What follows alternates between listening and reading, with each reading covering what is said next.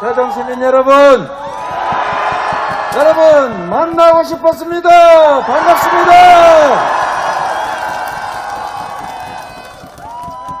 여러분 춥지요?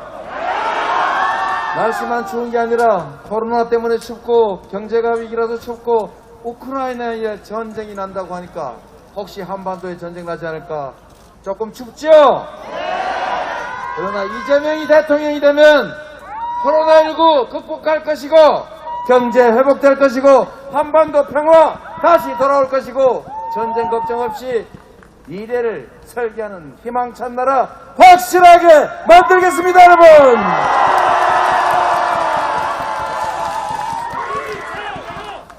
이재명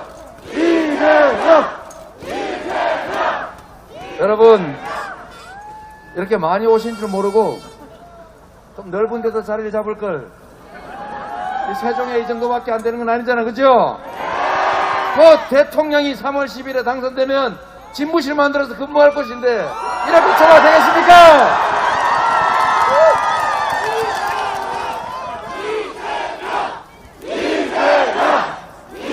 여러분, 저는 세상의 상식을 믿고 우리 국민들의 높은 시민의식을 믿습니다. 제가 경기도에서 남쪽에 집중되어 있는 산하 공공기관들, 그냥 북동부 쪽 고생하는 군사규제, 상송규제 때문에 힘든 곳 다 옮겼더니 별 문제 없더라고요. 자, 전국의 공공기관들 지방으로 옮겨서 함께 사는 균형 발전하는 나라 누가 만들겠습니까? 이재명! 그리고 여러분들 저 마스크 좀 벗어도 되겠지요? 자, 사진 한번 찍어주십시오.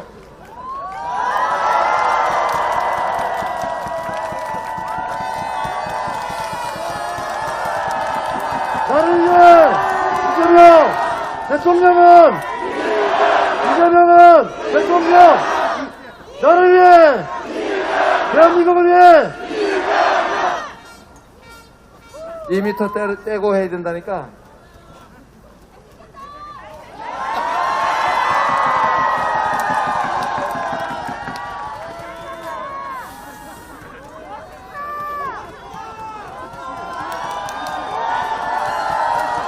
여러분 진짜 잘생겼다고 여러 번 얘기하면 진짜인 줄 아는 수가 있습니다.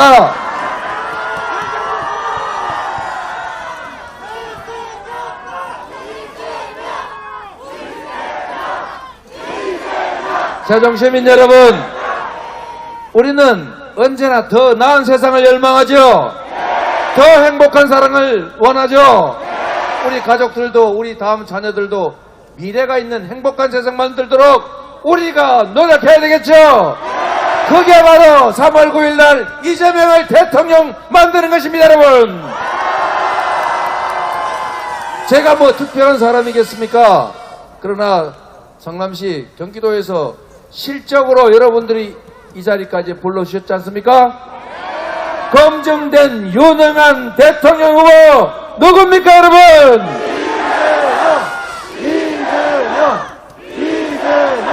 여러분, 코로나 힘들지만 이재명 메르스 사태부터 박근혜 정부와 부딪히면서도 정보 공개하고 선도적인 모범적인 방역 정책에서 지금 대한민국 방역 정책의 모범이 됐습니다.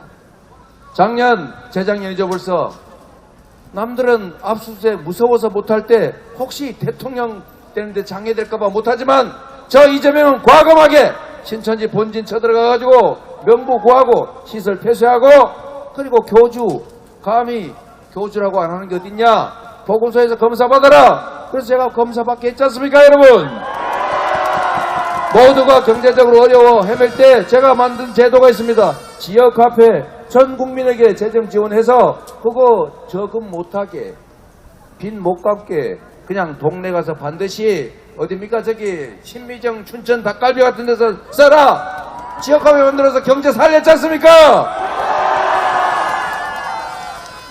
자, 코로나19 신속하게 극복하고 유연하고 스마트한 방역체제로 전환하고 영업에 크게 지장 없이 중환자 중심으로 확실하게 관리하고 우리 국민들이 마스크만 잘 쓴다면 규제 제한 별로 안 해도 된다.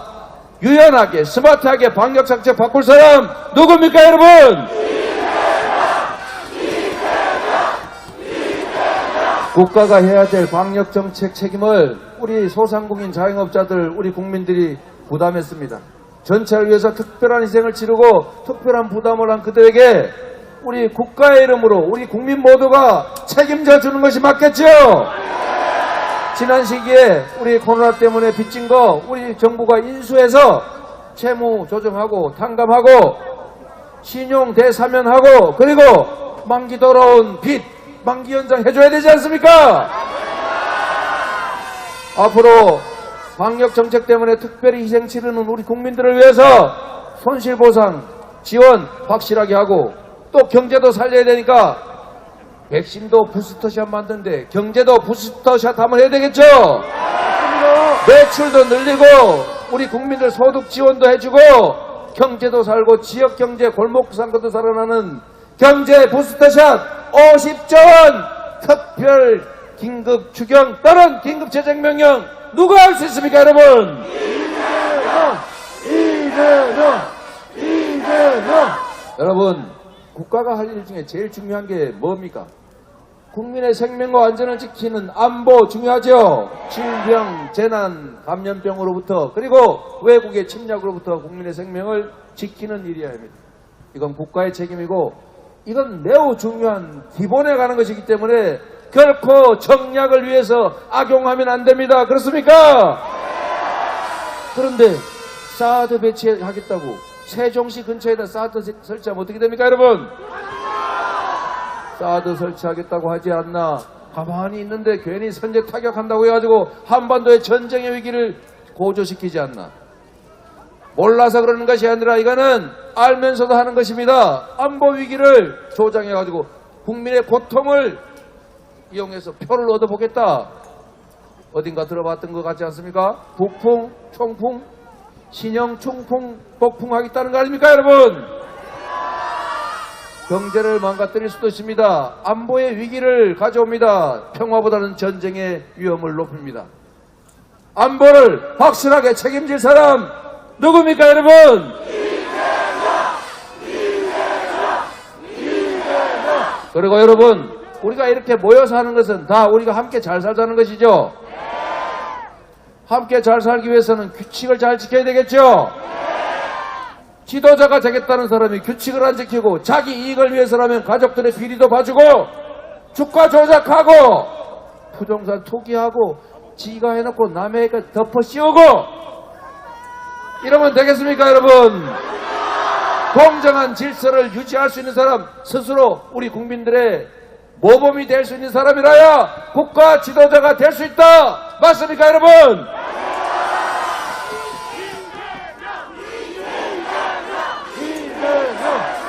여러분 저 이재명은 평생 남의 그 당한 일 없습니다.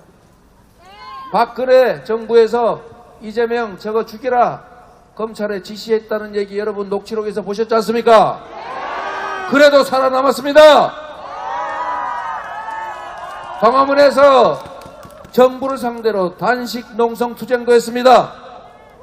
그래서 여러분이 저를 인정하지 않습니까? 부정부패하지 않고 권한을 오히려 우리 국민들의 이익을 위해서만 사용할 사람, 공정한 질서를 유지할 역량이 되는 유능한 후보 누굽니까 여러분? 이재명! 여러분 세 번째로 중요한 게 민생입니다. 민생 다 먹고 살자고 하는 일 아니겠어요? 여러분 제가 충청의 사위 이서방인데 저는 처갓집에 선물 가지고 오지 사드 같은 거 가져오지 않습니다.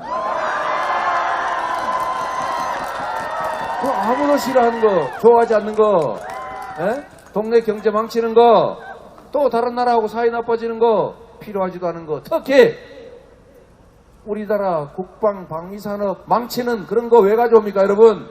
제가 이거 하나만 얘기할게요. 여러분 직장 구하기 어렵죠? 좋은 직장 구하기는 더 어렵죠? 우리 문재인 정부에서 방위산업이 드디어 무기 수입보다 무기 수출이 더 많아졌다는 사실 압니까? 얼마나 좋은 산업입니까 여러분? 그런데 지금 미사일 방어 체계는 3개가 있는데 이 적어도 낮게 날아오는 미사일 방어 체제가 있어요. 이거 세계에서 우리가 아주 뛰어난 미사일 체계 가지고 있습니다. 청궁2 아랍에미리트에 4조 원 수출했습니다. 계속 수출될 겁니다, 여러분. 두 번째, 중고도 중간 높이 LSM 이거 우리나라 며칠 있다가 곧 시험 발사합니다. 제가 보기에는 아마 이것도 엄청나게 수요가 많아서 전 세계에 수출될 거예요. 우리나라 이 정도 기술 됩니다, 여러분. 이게 다 일자리 아닙니까? 먹고 사는 문제 해결하는. 그리고 제일 문제, ICBM 같은 고고도 미사일. 미군이 왜 사드를 성주에 갖다 설치했습니까? 원래 대구 달성에 설치하려고 그랬죠. 수도권은 고고도 미사일로 방어할 수 없으니까 그런 겁니다. 왜냐하면 수도권은 올라가다 보면 수도권 지나가 버려요. 여기서 막을 수가 없습니다. 사드라고 하는 건 고고도 미사일 종말 방어 체제예요. 떨어질 때 타격하는 건데 수도권은 올라가는 중입니다. 그래서 뭐라고 그래요? 요렇게 쏠지도 모른다 라고 하지 않습니까, 여러분? 공식적인 발언입니다. 아니 미쳤다고 싼 미사일 단거리 저고도 미사일 많은데 장사정포도 있는데 수도권에다가 왜 고고도 장거리 미사일 쏘겠냐, 그 비싼 거를. 그랬더니 요렇게 쏠지도 모르지 않냐. 여러분, 제가 이 얘기를 왜 드렸냐 하면 모르고 하는 얘기 같습니까? 아니면 알고도 하는 얘기 같습니까? 모르고 한다면 바보고 알고도 한다면 나쁜 거죠. 네, 여러분, 이거 수없이 전문가가 얘기한 것이고, 브룩스 사령관이라고 미 주한미군 사령관, 성주에 사드 설치 지휘했던 사람이 자기 입으로 한 얘기예요. 두 번 얘기했더니 두 번 다 아니라고 하죠. 저는 모르는 게 아니라고 생각합니다. 어떻게 모를 수가 있겠어요? 알면서 한다. 왜? 안보 불안을 야기해서 표를 얻기 위해. 그런데 여러분, 표를 얻기 위해서 안보에 위협을 가하면 경제가 망가집니다, 여러분. 국민의 삶이 나빠져요. 이렇게 하면 됩니까, 안 됩니까? 여러분, 민생, 경제 정말로 중요합니다. 지금 직장이 없어서 얼마나 고생입니까? 좋은 직장 만들어야죠. 신재생 에너지 사회 빨리 가야죠. 탄소 제로 사회 가야죠. 그리고 디지털 대전환 준비해야죠. 교육 혁신해서 기업이 요구하는 우수한 미래 인재 양성해내야 될 거 아닙니까? 인프라 구축해서 재생에너지 여기저기 아무 데서나 생산할 수 있게 해줘야 될 거 아닙니까? 그래야 기업이 살고, 그래야 산업 전환이 이루어지고, 그래야 신산업이 생겨나고, 그래야 좋은 일자리가 생겨나지 않겠습니까? 기업을 살려서, 시장을 살려서 경제를 회복시키고 지속적으로 성장하게 할 유능한 경제 대통령 후보 누굽니까, 여러분? 이재명. 여러분, 정말로 중요한 겁니다. 알아야 뭘 한다고. 면장이라더니 그 면장이 아니라고 누가 뭐라 그러더라고요. 여러분도 알아보세요. 알아야 면장을 하지. 면장이 동네 면장인 줄 알았더니 그게 아니고 딴 거래요. 여하튼 알아야 뭘 하지 않습니까? 경제를 알아야 최소한의 상식은 있어야 그에 부합하는 전문가도 쓰고 충신인지 간신인지도 알고 비전문가인지 가짜인지 진짜인지도 구별할 거 아닙니까? 본인이 무능하면서 유능한 사람을 골랐으면 경제가 살고 나라가 발전한다. 여러분, 가능한 얘기입니까? IMF를 우리가 신속하게 극복하고 ICT 정보화 산업으로 우리나라가 전환한 것도 김대중 대통령께서 해안이 있고 통찰력이 있고 능력이 있었기 때문에 가능한 것이었죠. 김대중 대통령이 IMF를 극복했던 것처럼 지금의 이 경제 위기를 오히려 기회로 만들어서 새로운 도약, 새로운 성장의 기회를 만들 사람 누굽니까, 여러분? 이재명. 여러분, 경제 매우 중요한 게 있습니다. 지금 우크라이나 전쟁하니까 우리나라 주식시장 떨어지고 있죠. 그런데 만약에 한반도에 전쟁 위기가 고조되고 한반도 정세가 불안해지면 코리아 디스카운트, 지정학적 리스크 이거 점점 커지지 않습니까? 그런데 어떻게 선제 타격 얘기를 해가지고 군사 긴장을 유발하고 미국에서 오히려 윤모씨 대통령 되면 한반도의 전쟁 위기가 고조된다, 한반도가 불안정해진다, 걱정된다, 이렇게 하게 만들고 있지 않습니까? 경제는 안정되어야 투자를 합니다. 예측 가능해야 기업들은 기업 활동을 해요. 경제에 가장 나쁜 게 뭐냐? 불안입니다. 예측 불가. 전쟁의 위기를 고조시키거나 군사적 긴장을 유발하거나 한반도의 정세를 불안하게 만들면 대한민국의 경제가 나빠지고 그 피해는 바로 여러분이 입습니다. 누가 입는다고요?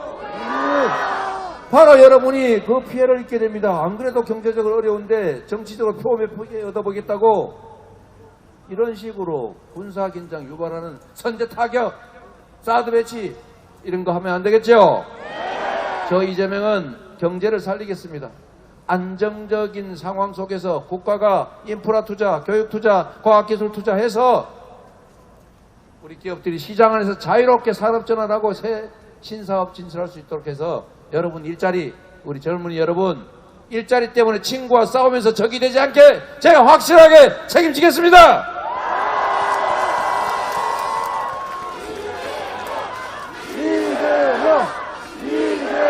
저 뒤에도 좀 크게 해주세요. 대통령은 이재명! 대통령은 이재명! 여러분 또 하나 중요한 게 있습니다. 우리 민주주의에 대해서 걱정되지요. 서초동 그 앞에 다 신고하고 밤에 합법적으로 촛불 집회했지 않습니까? 그거를 가지고 무법천지다, 사법처리 대상이다 이렇게 말하는 사람이 있습니다. 5년짜리가 감히 겁도 없이 검찰에 달려든다. 자, 내가 대통령 되면 국물도 없다. 누가 한 말입니까? 저는 잘 모르겠어요. 여러분, 민주주의가 다시 위기에 처할 수도 있습니다. 여러분, 혹시 위기의 민주주의 영화 보셨습니까? 넷플릭스에 유행이던데. 안 보신 분 많군요. 한번 보세요. 여러분, 브라질이 룰라가 서민 경제 정책을 해가지고 세계 8위의 경제대국으로 올라섰습니다. 그런데 검사들하고 판사들이 이 법조 브로커들이 룰라한테 죄에 뒤집어 씌워가지고 권력을 찬탈한 다음에 지금 브라질 어떻게 됐습니까? 국민들이 먹을 게 없어가지고 쓰레기차를 뒤져서 음식물 찾고 있습니다. 여러분, 민주주의의 위기는 곧 경제 위기입니다. 민주주의의 위기 그 자체도 심각한 문제지만 바로 우리들의 삶 자체를 나락으로 떨어뜨릴 수 있습니다. 민주주의를 지키고 경제를 살리고 지속적으로 성장하게 할 유능한 준비된 대통령 후보, 경제 대통령 후보 누굽니까 여러분? 이재명! 여러분, 우리는 청년들에게 정말로 미안하게 생각해야 됩니다. 제가 여기 계신 청년들한테 표 얻어보려고 일부러 이러는 거 아닙니다. 저희 세대들은 최소한 여기 계신 나이 드신 여러분들은 고도성장 시대를 살았습니다. 기회가 넘치는 시대를 살았습니다. 비록 현실은 어려워도 미래는 지금보다 나을 것이다. 내가 노력하면 뭔가 이뤄낼 것이다 믿었고 실제로 열심히 일했고 그래서 10대 경제 강국이 되도록 했고 각자 상당한 정도의 성공을 이뤄냈습니다. 그런데 우리가 하나 못한 게 있습니다. 공정성에 관한 문제를 우리가 방치했습니다. 그래서 양극화 격차가 심해졌고 불공정이 만연했습니다. 그래서 결국은 자원이 비효율적으로 배치되면서 효율이 떨어져서 저성장이 왔습니다. 저성장, 즉 기회 부족. 기회 부족에 따른 이 모든 고통을 우리 기성세대가 아니라 청년들이 전부 감수하고 있는 것입니다. 기회가 너무 적다 보니까 실패하면 끝장이에요. 기회도 없어요. 그러니까 누군가가 떨어져 죽어야 합니다. 그래서 내가 살기 위해서 누군가가 죽어야 되는 이 처절한 생존투쟁, 친구와 경쟁이 아니라 전쟁을 하면서 적이 되어버리는 이런 암담한 상황을 우리 기성세대가 만들었고 그 중에 핵심적인 책임은 바로 정치에 있습니다. 맞지 않습니까, 여러분? 그래서 여러분 예산서를 보면 압니다. 모든 세대 중에서 가장 지원받지 못하는 계층이 청년이에요. 옛날에는 청년들한테 이렇게 말했지 않습니까? 실패는 성공의 어머니다. 아프니까 청춘이다. 요새 그런 얘기했다 어떻게 됩니까? 큰일 납니다. 그러나 여러분 그 말은 사실 맞는 말이에요. 근데 청년들한테 이런 말조차 하기 어려운 상황을 만들었을 때 우리 기성세대는 어떻게 해야 합니까? 그래, 너네 중에 10명 중에 5명은 떨어져야 되니까 내가 합리적으로 잘 떨어지게 해줄게. 그리고 이쪽이 우리 편이 많네. 우리 편 내가 확 밀어줄 테니까 저쪽 밀어 떨어뜨려버려라. 편 갈라서 증오하게 하고 남성, 여성 갈라 싸우게 하면 되겠습니까, 여러분? 이럴 때 우리가 할 수 있는 일은 여러분, 이 둥지가 너무 적다. 이 둥지를 키우자. 기회를 늘리자. 그리고 힘들어도 좀 견디자. 견딜 수 있도록 정부가 책임져 주겠다. 역량 개발할 수 있도록 한 달에 10만 원이라도 지원해 주겠다. 해외여행이라도 한번 다녀와라. 책이라도 하나 사고 학원이라도 다녀라. 내가 도와줄게. 국가가 든든하게 받쳐주겠다. 이렇게 해야 되는 거 아닙니까, 여러분? 집이라도 살 수 있게 지금 청년 희망 적금 했더니 38만 명 해가지고 겨우 대상자가 300만 명이라는데 청년이 300만 명밖에 없는 것도 아닌데 이거 확 늦어가지고 5천만 원 정도까지 한 10%씩 지원해주면서 5년 동안 좀 모으고 그 돈으로 집이라도 사게 해주고 집 사는데 대출 못하게 하니까 청년들 처음으로 집 사는 사람은 90%까지 대출하게 해주고 혹시 시중에 너무 돈 많이 빌려주면 건물 사고 그리고 저기 집 5채 사는 이런 사람 돈 못 빌리게 하면 되지 않습니까, 여러분? 기회를 줘야 합니다. 청년들에게 교육받을 기회, 역량을 키울 기회, 그리고 집도 살 수 있는 기회, 재산 형성할 수 있는 기회도 줘야 합니다. 여러분, 집을 사는 것도 마찬가지 아닙니까, 여러분?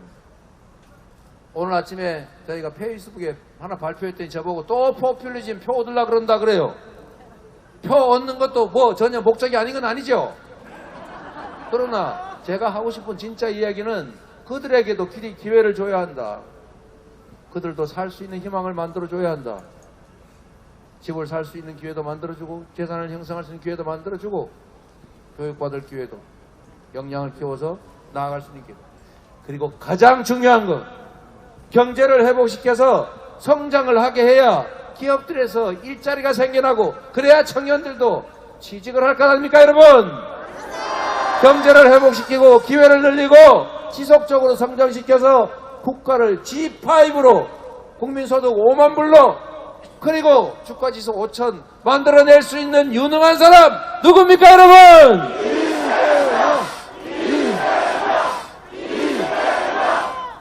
여러분, 저는 자신 있습니다. 정말로 호미 같은 성남시장의 권한을 가지고 그 부패로 유명하던 도시를 제가 5년 만에 전국 최고의 도시로 만들어서 대통령 선거에 불려 나오지 않았습니까? 제가 경기도지사 2년 하고 난 다음에 바로 전국에서 가장 일 잘한다, 가장 만족도가 높다 경기도 선정됐지 않습니까? 실적으로 실력을 증명해온 이재명이 그 실적 때문에 이 자리에 왔는데 앞으로 대한민국의 경영을 맡겨주면 제가 확실하게 책임지겠습니다, 여러분.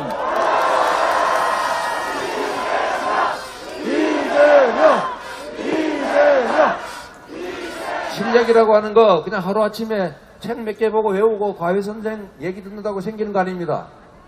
특히 이 복잡한 국정이라고 하는 게 그렇게 간단한 것이겠습니까, 여러분?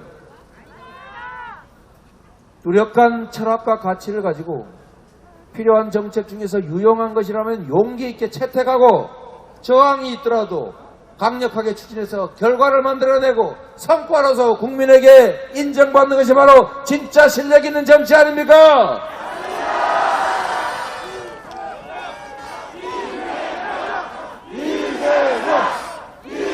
공약 이행률 95%, 아무것도 가진 것 없지만 오로지 실적과 실력만으로 여러분의 부름을 받아 이 자리에 온 이재명, 저에게 기회를 주시면 여러분의 미래, 대한민국의 미래 확실하게 책임지고 우리가 오늘보다는 내일이 나을 것이다, 내 다음 세대는 나보다 더 나은 삶을 살 것이다 믿고 아이 낳아서 오선 노선 열심히 잘 살자, 출산율도 확확 올라가는 그런 희망사회 꼭 만들어서 보답하겠습니다. 이재명! 이재명! 여러분, 이런 얘기 있더군요. 똑같은 상황에서도 누가 지휘를 맡느냐에 따라서 전혀 다른 결과가 나오더라. 이재명이 성남시장일 때 가장 성남시장답더라. 이재명이 경기도지사일 때 가장 경기도지사답더라. 맞습니까, 여러분? 이재명이 대한민국의 대통령이 되면 가장 대한민국 대통령다운 대통령이 되겠습니다, 여러분.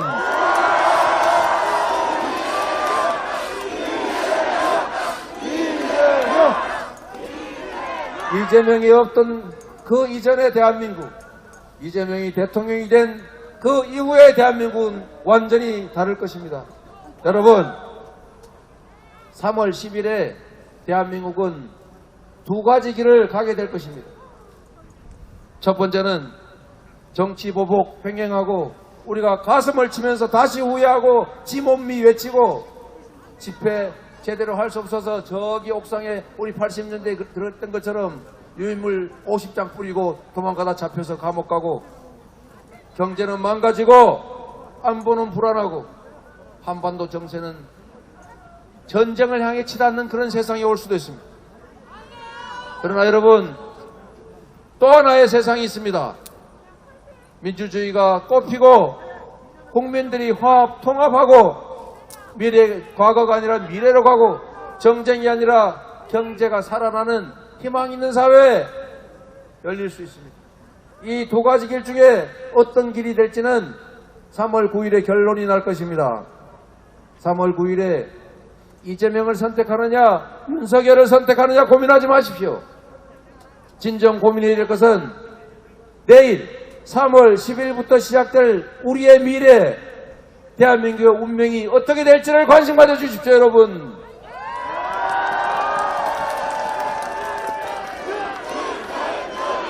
이재명!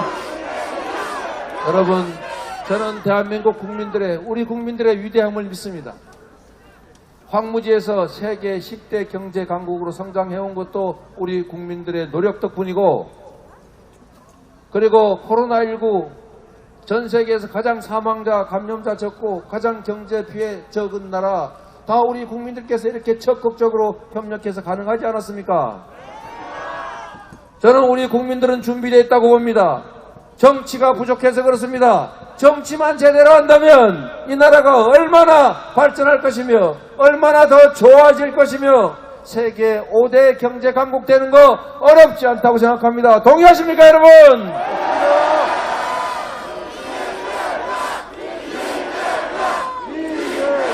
저는 여러분께서 그 길을 만들어 주실 것으로 믿습니다. 여러분, 저를 도와주지도 말고 지지하지도 말고 저에게 힘내라고 격려하지도 마십시오. 여러분이 힘내시고 여러분의 삶을 위해서, 우리나라의 미래를 위해서 가장 유용한 도구가 어떤 것인지만 고민해 주십시오. 여러분을 믿어도 되겠습니까? 나를 위해, 세종을 위해, 충청을 위해, 대한민국을 위해, 그리고 우리 모두의 더 나은 미래를 위해 이재명은 합니다! 이재명은 합니다! 이재명은 합니다! 여러분과 함께, 국민과 함께 이재명 합니다! 감사합니다.